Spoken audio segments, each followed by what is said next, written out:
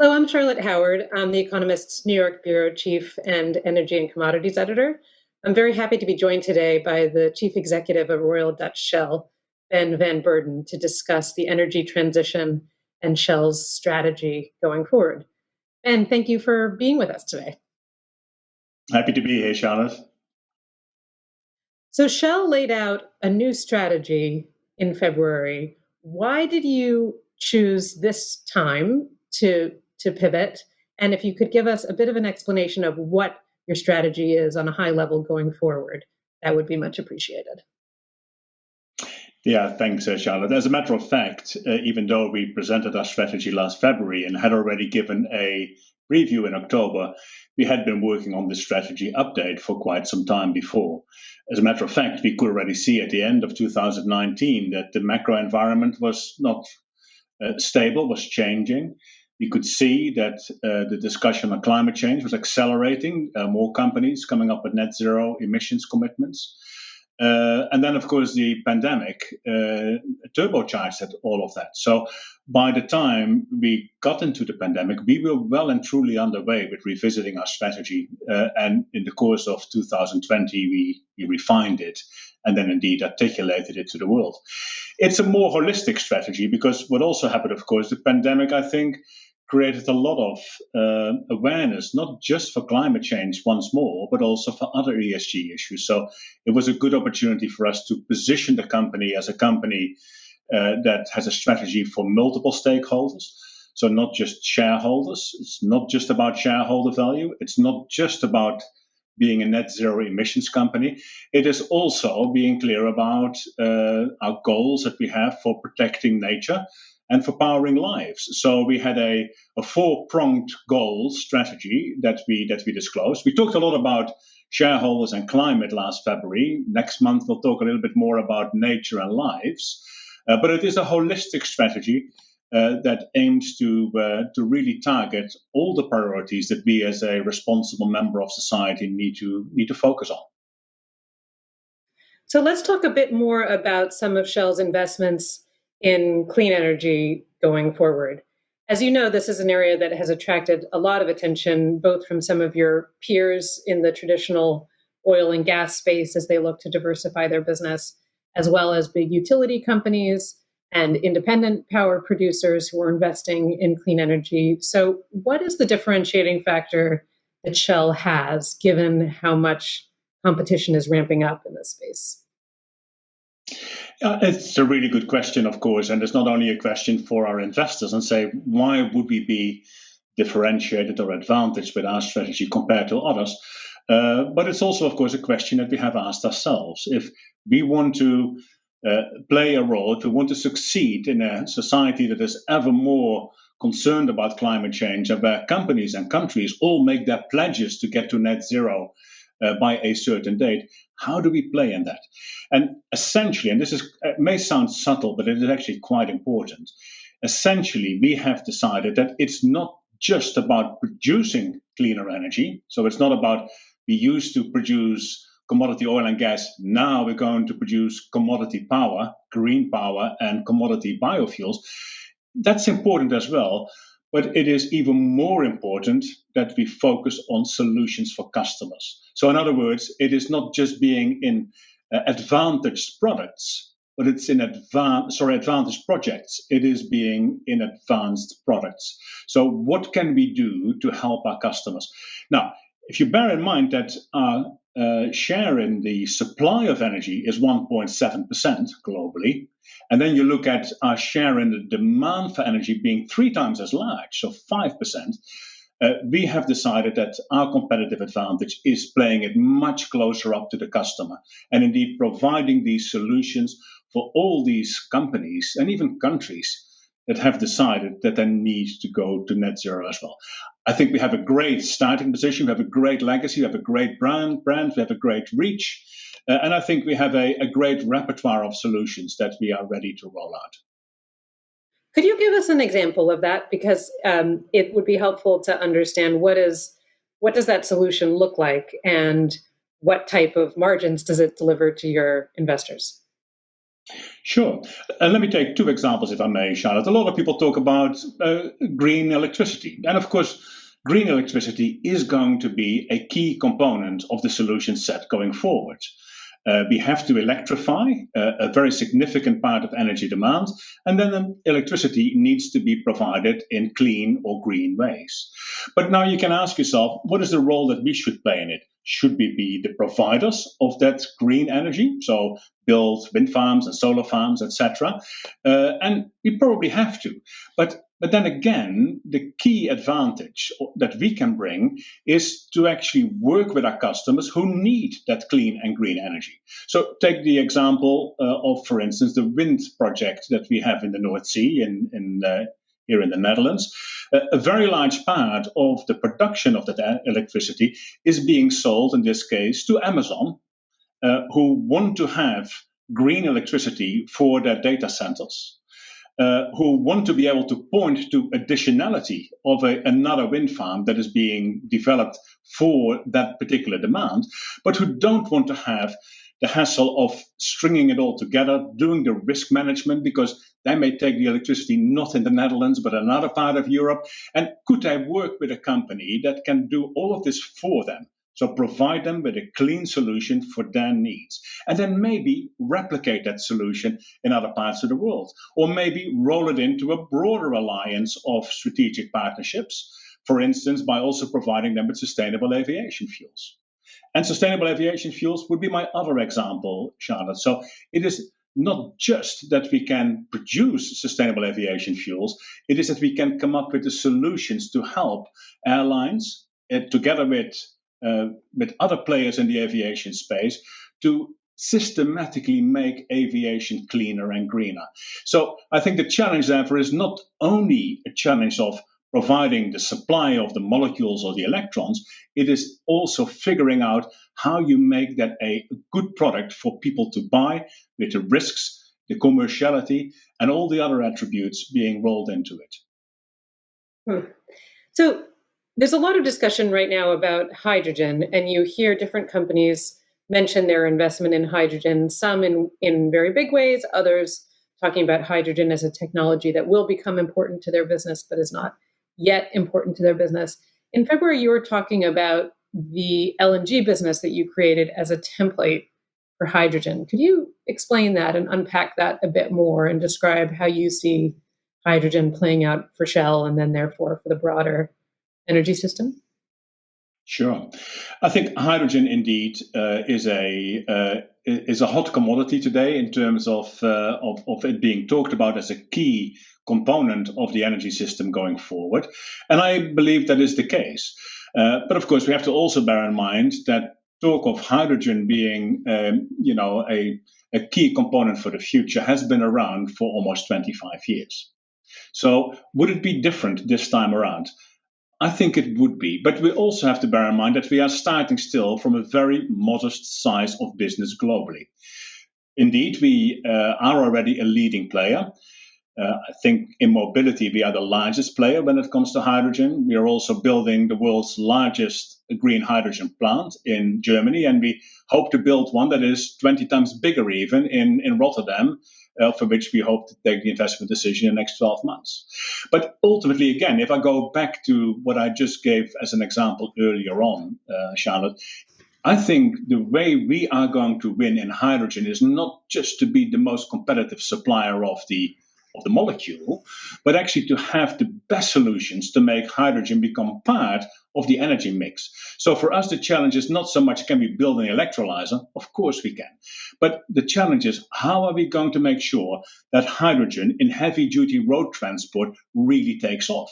What are the catalyzing investments, but also what are the ways and means in which we have to work together in partnership with truck manufacturers, with freight forwarders, with other players, maybe even government, to figure out how the hydrogen economy, working, for instance, out of the port of Rotterdam, can actually really take off and then become a platform and a springboard for the next stage. Maybe hydrogen in steel making, for instance.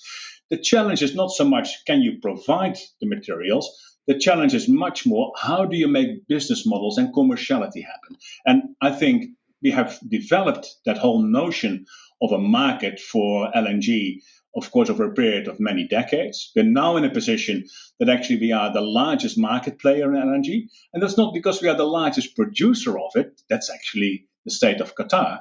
But we are the most sophisticated player in it. And the same sort of strategy I think we should follow for hydrogen. That will be a smaller market, but one that probably will go much faster, relatively speaking, than the LNG market did.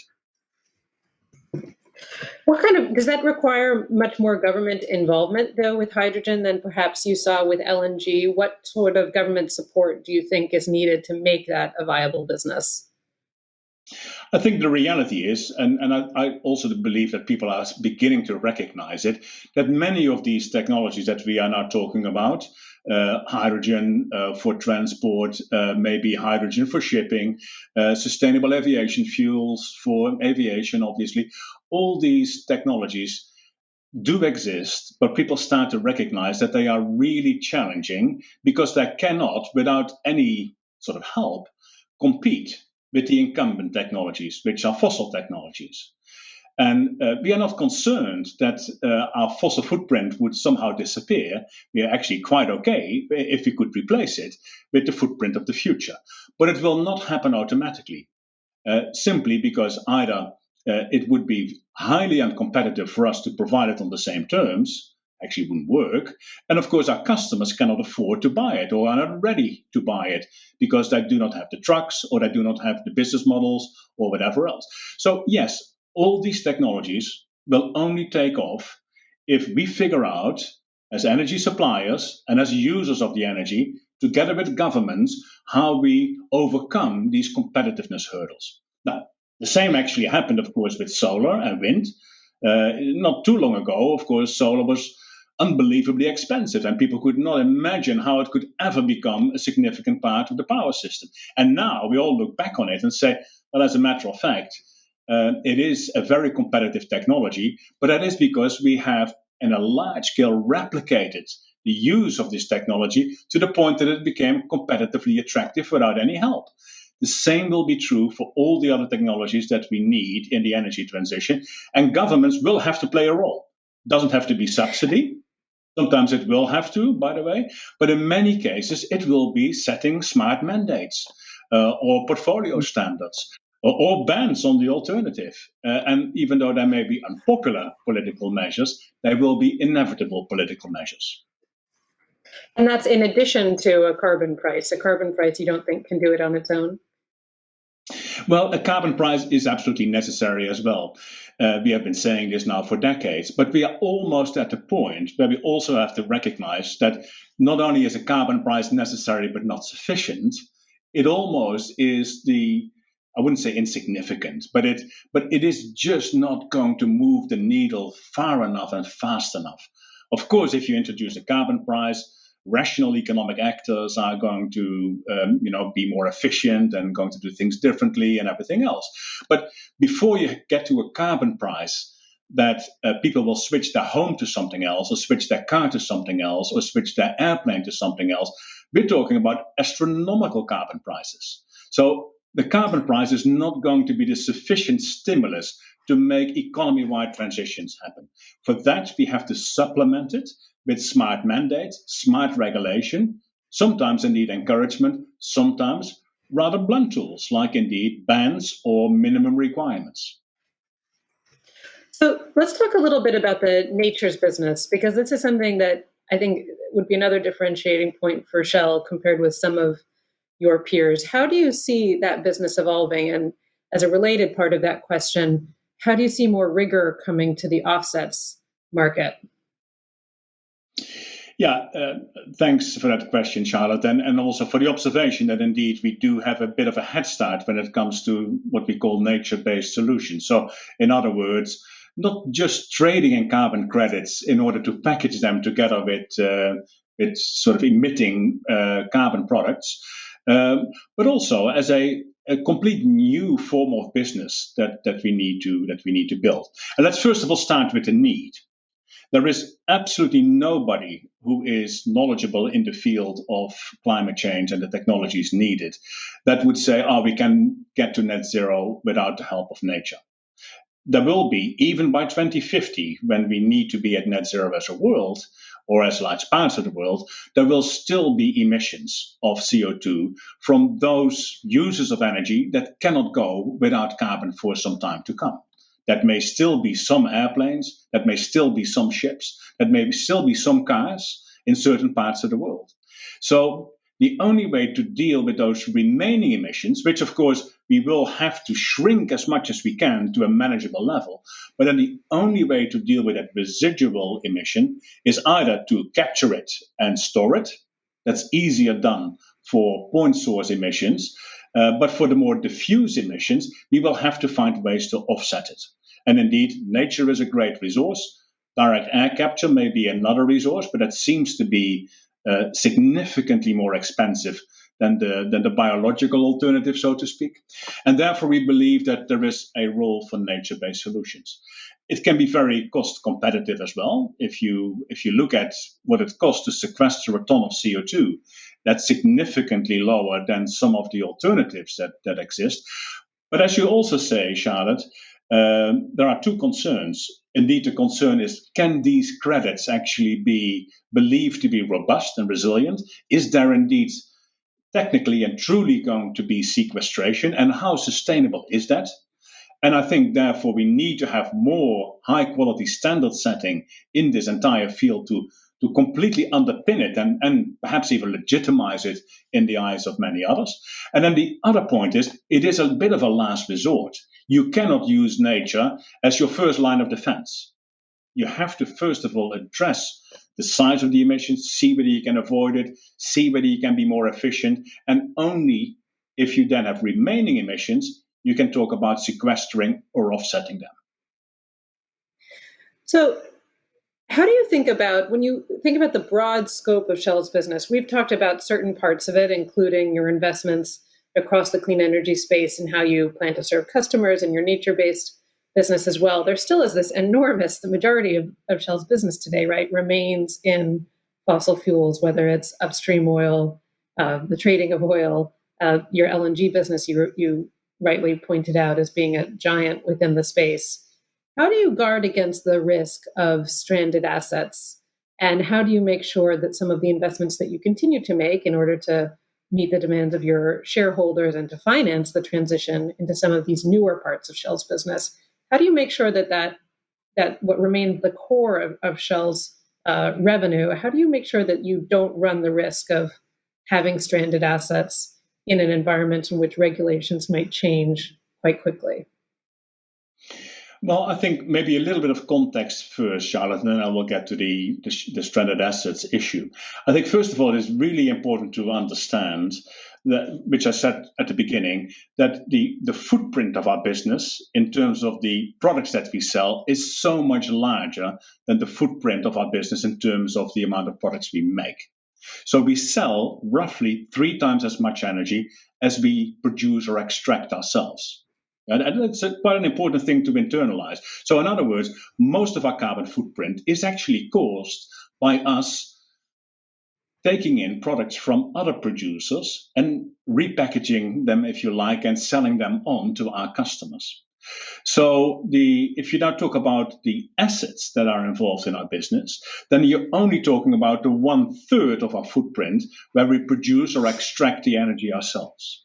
Now, if you look at those assets, I think probably 3 categories. First of all, our oil producing assets, so the oil extraction assets. As a matter of fact, I'm not so worried about them being stranded. Our oil extracting assets, as a matter of fact, have so much natural decline in any one given year that if you would just turn off the investment level, that would fade away quite quickly before they actually can become stranded. Because the drop in supply on an annual basis is so much faster than the drop in demand could ever be. Yeah. For gas, that's a different story. I think for gas assets, they tend to decline much slower, and therefore you have to be a bit more cognizant of the fact that an LNG plant that you build today may well be still around in 50, 60 years' time.